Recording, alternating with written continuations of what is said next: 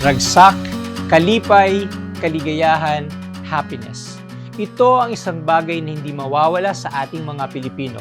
Kahit puno ng pagsubok ang buhay at madalas tayong makaranas ng mga trahedya, palaging may puwang ang saya sa ating puso. Ako nga pala si Kuya Jonathan ng Cebuana Luwilier at ako ang host na nagbabalik na The Search for the Happiest Pinoy. Halika na, let's be the happiest Pinoy.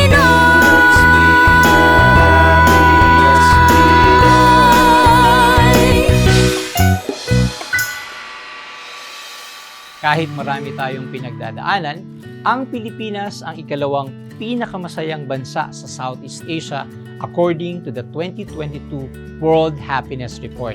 But what makes Filipinos happy? What do we do to make our loved ones happy at gaano ba kahalaga sa atin ang happiness? Ang nagpapasaya po sa akin ay ang aking pamilya. Makita ko lang pong masaya yung pamilya ko, mga anak, masaya na rin ako. Tsaka yung pagtitinda ko po ng binatog sa 7 taon, yun, masaya na po ako doon. Nagpapasaya sa akin sa araw-araw ay kasama ko yung pamilya ko. Tapos pagtitinda ko, mga alaga ko, aso, pusa. Ang magpapasaya sa akin yung Shen 1986 pagmamaniho. Ito talaga profesyon ko, taxi driver. Nakakatulong pa sa mga pasahero. Pinaka nagpapasaya po sa akin is yung may mga taong nakaka-appreciate ng ginagawa namin. Mas malaki po yung kinikita namin kahit papaano. Natataguyod po namin yung mga pagkain namin sa araw-araw. Sa mabuti pong pamamaraan, natataguyod po yung pag-aaral ko. Sa araw-araw, yung sa peace of mind, hindi ko iniisip yung problema. Number one, nagpapasaya. Nagkandak din ang The Happiest Pinoy team ng online survey tungkol sa nagpapasaya sa ating mga Pinoy. Nangungunang sagot ay ang laging nagbibigay sa atin ng pagmamahal at suporta, ang ating pamilya. Pangalawa naman, ang kalusugan. Para sa mga Pinoy, maituturing na kayamanan ang malusog na katawan at isipan. Pagmamahal naman ang pangatlong nagpapasaya sa mga Pilipino. Sabi nga nila, happy heart equals happy life. Likas sa atin ang pagiging matulungin, kaya lubos ding nagpapasaya sa atin ang pagtulong sa kapwa. Nagpapasaya din sa atin ang yaman, lalo na't gusto natin ng magandang buhay para sa atin at sa mga mahal natin sa buhay. Halika na, let's be the happiest Pinoy.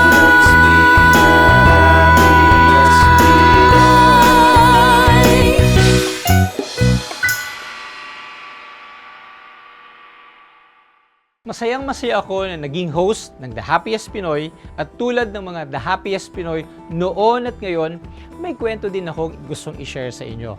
Ako nga pala si Kuya Jonathan ng Cebuana Luwilier Foundation Incorporated na dating First Vice President ng Cebuana Luwilier Insurance Brokers. At kami ay nagpapalaganap ng nationwide search for the happiest Pinoy. Why the happiest Pinoy? Likas sa ating mga Pinoy ang pagiging masiyahin. In fact, ang mga iba't ibang lahi sa mundo ay nire-recognize ang likas na pagiging masiyahin ng mga Pinoy. At naniniwala tayo na the happiness is power, kaya kahit anumang trahedya, sakuna o anumang bagay na nangyayari sa atin, tayo ay likas na may sinasabing inner resilience. Ang Cebuana Luwilier Foundation ay may programa para sa resilience. Unang-una dito ang financial resilience, ang disaster resilience at ang development of inner resilience. At ang the nationwide search for the happiest Pinoy is a form of recognition and celebration of the happiness of the Filipinos. There are so many inspiring stories of Filipinos out there. Mga kwentong kapupulutan ng aral at nagpapakita ng husay at katatagan sa pagharap sa mga hamon ng buhay. Despite the challenges, pinipili nating maging masaya at magbigay ng kasiyahan. Happy ako na maging bahagi sa isang napakasayang kwentuhan. Huwag kayong bibitiw dahil tuloy ang happy vibes dito sa The Happiest Pinoy. Halika na, let's be the happiest Pinoy.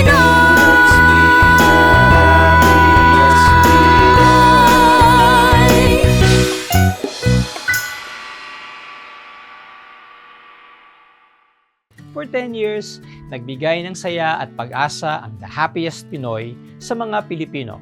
It was in 2009 nang magsimula tayong maghanap ng pinakamasaya nating mga kababayan at bawat winner nagbigay ng inspirasyon sa ating lahat. Pansamantalang huminto ang The Search for the Happiest Pinoy noong 2020 dahil sa pandemic. Pero ngayon, nothing can stop us from bringing happiness to everyone. Bago natin simulan ulit ang search, balikan muna natin ang inspiring message ni Winston Maxino, ang pinakaunang winner ng The Happiest Pinoy. As a husband, he's a very thoughtful man. Parang motto na niya yung don't worry, be happy. And he doesn't sweat talaga the small stuff. Even if we have problems, like money problems, or when we found out he had ankylosing spondylitis, parang you don't see him like get depressed. Winston is a very good example of a patient who has risen above his disability and his ailments. He's a good example of, laughter is the best medicine. More than the medicines that you take, I think it's a happy disposition that can make you rise above your disability. As a father, he's very laid back. He's always happy. He supports us a lot. He is very nice. He comes to our school when we have things to do. Early on, he always taught us to have a positive outlook on life. Even when times are a bit rough, we just have to keep going and put a smile on our faces. My dad is very cool and amazing because my dad always tells me I'm the best.